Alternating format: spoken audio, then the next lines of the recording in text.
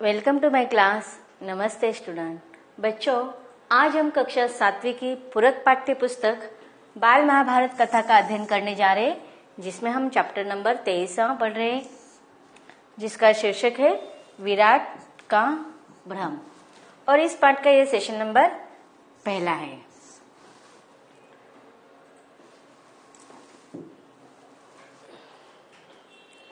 आज का हमारा जो पाठ है उसका शीर्षक है विराट का भ्रम। कि इसके पहले पाठों में हमने देखा था कि विराट और युधिष्ठिर बना हुआ कंक दुर्योधन के जो शत्रु के द्वारा आक्रमण हुआ था, त्रिगर्त राजा सुशर्मा के द्वारा, वहां पर उनके साथ युद्ध करने के लिए गए थे। और उस समय जब वहां से लौटे तो राजा विराट का कौन सा भ्रम हुआ था और वो भ्रम का निराकरण कैसे हुआ, इसका वर्णन इस कथा में हम आज पढ़ने जा रहे।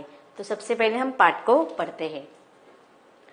त्रिगर्त राजा सुशर्मा पर विजय प्राप्त करके राजा विराट नगर में वापस आए तो पूर्ववासियों ने उनका धूमधाम से स्वागत किया।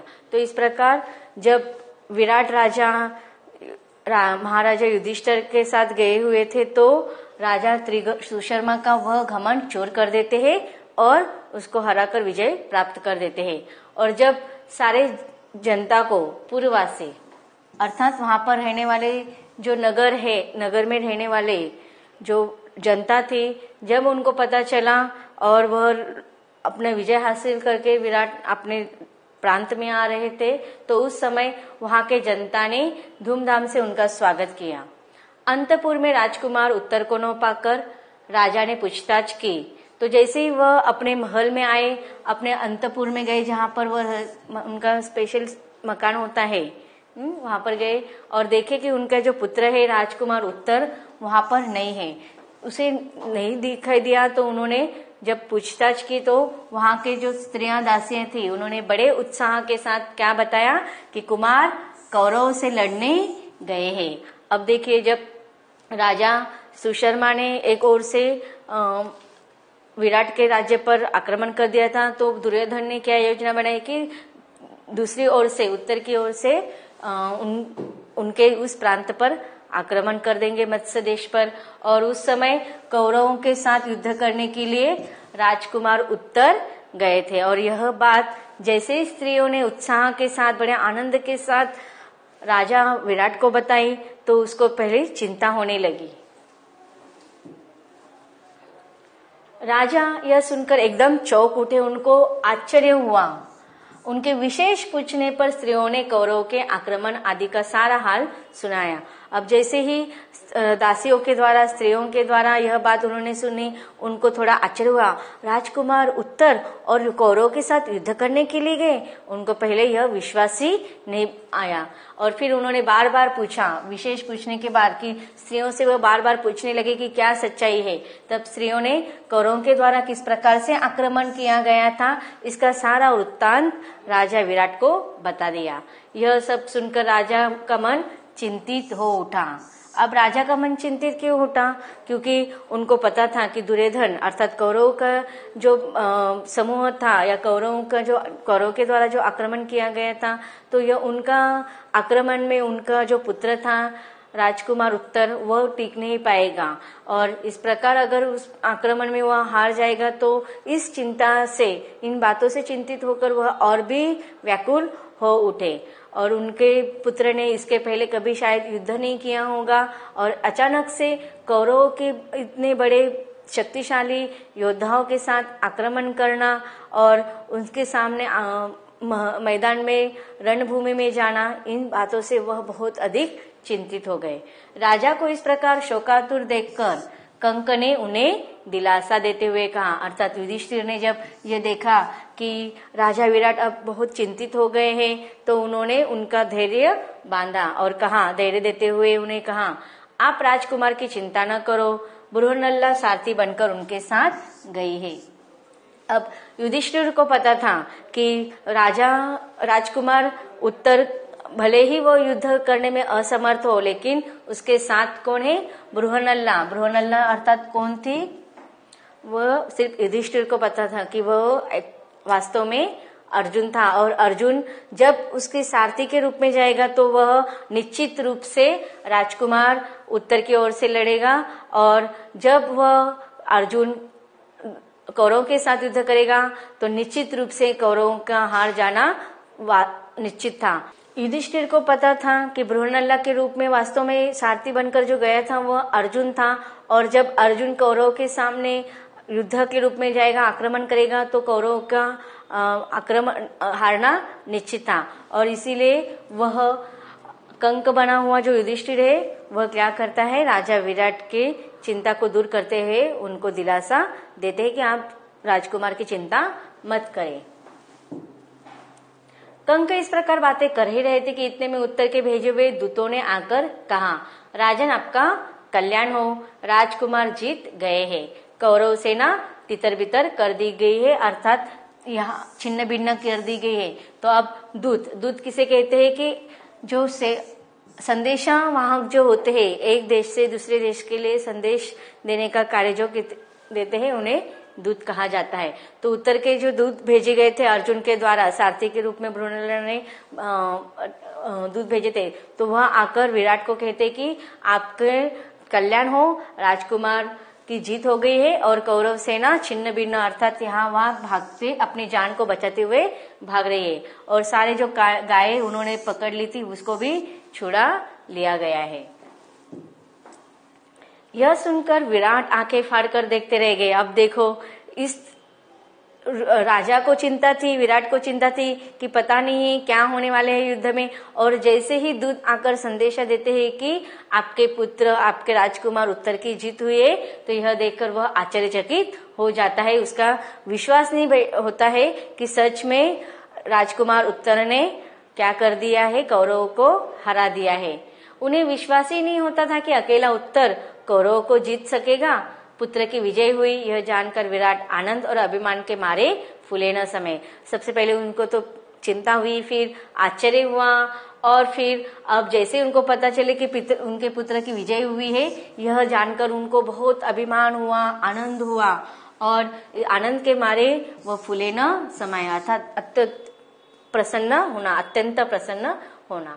उन्होंने दूतों को असंख्य रत्न एवं धन पुरस्कार के रूप में देकर खूब आनंद मचाया, और जिस दूत ने यह संदेश लाया था उसे उन्होंने क्या किया, बख्शिश। अब देखिए, उस जमाने में ऐसे राजा लोगों की प्रवृत्ति हुआ करती थी कि जब कोई अच्छा समाचार उनको सुनाया जाता था और जिसके द्वारा उनको सुनाए जाते थे, तो वह बख्शिश के रूप में उनको कुछ ना कुछ मूल्यवान वस्तु दिया करते थे। तो उसी प्रकार राजा विराट ने भी उस दूत को असंख्य रत्न एवं धन पुरस्कार के रूप में दिया, और इस प्रकार उन्होंने अपना जो अपने पुत्र के उत्तर के इस जीत को उन्होंने बड़े आनंद के साथ मनाया। इसके बाद राजा ने प्रसन्नता से अंतपुर में जाकर कहा, सैरंध्री। अब देखिए, राजा विराट इतने प्रसन्न हो गए थे कि अंतपुर में जाकर वो सैरंध्री से अर्थात द्रौपदी से आज्ञा करते हैं, उसको आज्ञा देते हैं कि सैरंध्री चौपट के गोटे तो जरा ले आओ, चलो कंक से दो हाथ चौपट खेल ले। आज खुशी के मारे मैं पागल सा हुआ जा रहा हूँ, मेरी समझ में नहीं आ रहा है कि अपना आनंद में कैसे व्यक्त करूं। तो इन परिषदों में राजा विराट के अपने बेटे के जीत पर अत्यंतिक आनंदित होने का वर्णन किया है। दोनों खेलने बैठे, खेलते समय भी बातें होने लगी। अब देखो, दोनों कौन खेलने बैठे हैं, युधिष्ठिर अर्थात कंक और राजा विराट। अब दोनों खेलते समय बातचीत कर रहे। अब विराट राजा अपने बेटे की बात करने लगे। देखा राजकुमार का शौर्य, विख्यात कौरव वीरों को मेरे बेटे ने अकेले ही लड़कर जीत लिया है।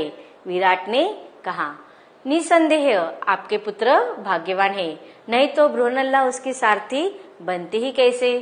कंक ने कहा। अब दोनों के बाद में बातचीत चालू है। अब बार बार कंक अर्थात युधिष्ठिर उनको बृहन्नला की बातें कर रहा है। अब एक तरफ विराट राजा अपने पुत्र की खुशी की बात कर रहा था, उसके उन्होंने जो जीता था उसके प्रोत्साहन भरे शब्दों से बात कर रहा था, तो दूसरी तरफ युधिष्ठिर बार बार बृहन्नला का नाम ले रहा था। इससे विराट थोड़ा चिढ़ जाते हैं।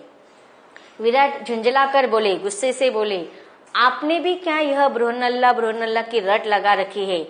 मैं अपने कुमार की विजय की बात कर रहा हूँ और आप उसके सारथी की बड़ाई करने लगे। बड़ाई करना, प्रशंसा करना। अब देखिए, उसे थोड़ा विराट राजा को गुस्सा आ गया कि मैं अपने पुत्र के विजय के बारे में बातचीत कर रहा हूँ और कंक बार बार क्या उसके सारथी बने बृहन्नला की प्रशंसा कर रहा है। उस कंक को भी किसकी प्रशंसा करनी चाहिए थी कि उनके पुत्र उत्तरा की प्रशंसा करना चाहिए थी, लेकिन वह बार बार बृहन्नला का नाम ले रहे। अब युधिष्ठिर बार बार बृहन्नला का नाम क्यों ले रहे थे? क्योंकि उसको पता था कि यह जो जीत है वह अर्जुन बने बृहन्नला के द्वारा ही हासिल हुई है, इसलिए वह बार बार बृहन्नला का नाम ले रहे थे। और इससे थोड़ा राजा विराट थोड़ा गुस्सा हो जाते हैं, क्रोधित हो जाते हैं। युधिष्ठिर ने अब बृहन्नला का नाम लेकर जैसे ही कुछ कहना चाहा, राजा से यह न रहा गया। अब देखिए, युधिष्ठिर जैसे ही बृहन्नला का नाम लेते तो क्या होता था, राजा थोड़ा और भी गुस्से में हो जाता था। अपने हाथ का पासा युधिष्ठिर के मुंह पर दे मारा। पासे की मार से युधिष्ठिर के मुख पर चोट लग गई और खून बहने लगा। और जैसे अब उनको गुस्सा आ गया था, क्रोधित हो गए थे, और जैसे ही युधिष्ठिर ने बृहन्नला का नाम लिया, राजा विराट ने क्या किया कि जो खेलने के लिए, चौपट के लिए उन्होंने जो पासा लिया था, वह पासा उन्होंने युधिष्ठिर के मुंह पर मार दिया। और इससे क्या हो गई, युधिष्ठिर के मुख पर चोट आ गई और उससे खून बहने लगा। तो इस प्रकार उन्होंने अपने क्रोध को व्यक्त किया। किसने? राजा विराट ने। इतने में द्वारपाल ने आकर खबर दी कि राजकुमार उत्तर बृहन्नला के साथ द्वार पर खड़े हैं। और इस प्रकार उनमें बातचीत चालू थी राजा विराट और युधिष्ठिर के बीच में। और जैसे उन्होंने अपने गुस्से में आकर उन्होंने क्या किया था, युधिष्ठिर के मुंह पर पासा मारकर फेंका था, जिससे युधिष्ठिर को चोट लगी थी। और उसी समय द्वारपाल सेवक आकर उनको खबर देता है कि राजकुमार उत्तर बृहन्नला के साथ महल के दरवाजे पर खड़े हैं, राजा से भेंट करना चाहते हैं। सुनते ही विराट जल्दी से उठकर बोले, आने दो, आने दो। कंक ने इशारे से द्वारपाल को कहा कि सिर्फ राजकुमार को लाओ, बृहन्नला को नहीं। अब देखिए, जैसे युधिष्ठिर को पता चल चुका था बृहन्नला का नाम लेने से, वो अब विराट राजा बहुत क्रोधित हो गए। तो वह सेवक को, द्वारपाल को कहते हैं कि राजकुमार उत्तर को अकेले ही अंतपुर में लाओ, बृहन्नला को नहीं। पता नहीं अगर बृहन्नला को यह पता चल जाएगा कि कंक को चोट पहुंची है तो उसका क्या परिणाम होगा, इसके भय से उन्होंने बृहन्नला को वहीं पर रोकने के लिए द्वारपाल से कहा। युधिष्ठिर को भय था कि कहीं राजा के हाथों उनको जो चोट लगी है उसे देखकर अर्जुन गुस्से में कोई गड़बड़ी न कर दे। यही सोच उन्होंने द्वारपाल को आदेश दिया।